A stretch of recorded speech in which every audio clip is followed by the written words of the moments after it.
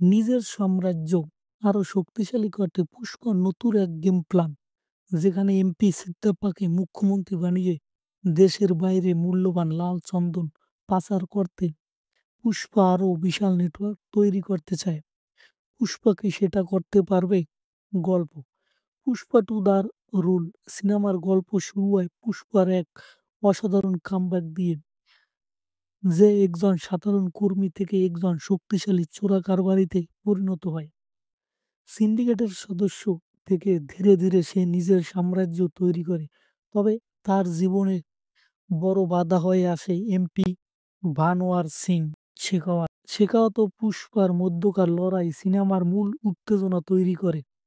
অন্যদিকে পুষ্পার লক্ষ্য থাকে এমপি সিদ্দাপাকে মুখ্যমন্ত্রী বানানো। এই লক্ষ্য পূরণে সে নিজের চতুর বুদ্ধি ও পরিকল্পনা ব্যবহার করে। তবে পুষ্পার জীবনে আরেকটি চ্যালেঞ্জ আসে যখন তার ভাইয়ের পরিবার সমস্যায় পড়ে। এই সমস্যার সমাধানে পুষ্পা কি করবে? তার বড় লক্ষ্য কি? আর সিদ্দাপাকে মুখ্যমন্ত্রী বানানোর আসল কারণ কি?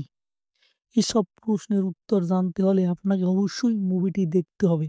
আমার ব্যক্তিগত মতামত, পুষ্পা টু এ আল্লু অর্জুনের অভিনয় সত্যিই অসাধারণ। তার চরিত্রে তিনি এতটাই জীবন্ত যে দর্শকরা তার প্রতিটি দৃশ্য অনুভব করতে পেরেছে। বিশেষ করে আবেগী মুহূর্তগুলোতে তার পারফরম্যান্স হৃদয় ছুঁয়ে যায়। রাশ্মিকা মান্দানাও দারুণ অভিনয় করেছে। দ্বিতীয়ার্ধে তার সংলাপ আর এক্সপ্রেশনগুলো গল্পে আলাদা মাত্রা যোগ করে। অন্যদিকে ফাহাদ ফাসিল তার চরিত্রকে এতটা নিখুঁতভাবে তুলে ধরেছে যে তার উপস্থিতি সিনেমাটাকে আরো শক্তিশালী করে তোলে। পুষ্পা আর শেখাওয়াতের দ্বন্দ্ব ছবির সবচেয়ে উত্তেজনাপূর্ণ অংশ। অ্যাকশন দৃশ্যগুলো অসাধারণ, বিশেষ করে যতটা সিকোয়েন্স আর ক্লাইম্যাক্স ফাইট দেখতে দারুণ লাগে। সিনেমার ব্যাকগ্রাউন্ড মিউজিক ও গল্পের আবেগ আর উত্তেজনা বাড়িয়ে দেয়। চুষে গানটা ভালো লেগেছে, তবে অন্য গানগুলো প্রথম পর্বের মতো তেমনি মনে ধরেনি। গল্পের প্রথমার্ধ একটু ধীরগতির মনে হতে পারে, আর পারিবারিক সমস্যার দিকে হঠাৎ গল্প মোড় নেওয়ায় কিছু দর্শক হতাশ হতে পারেন। তবে সবকিছু মিলিয়ে পুষ্পা টু যে প্রথম পর্বের তুলনায় অনেক বেশি আকর্ষণীয়, তাতে কোনো সন্দেহ নেই।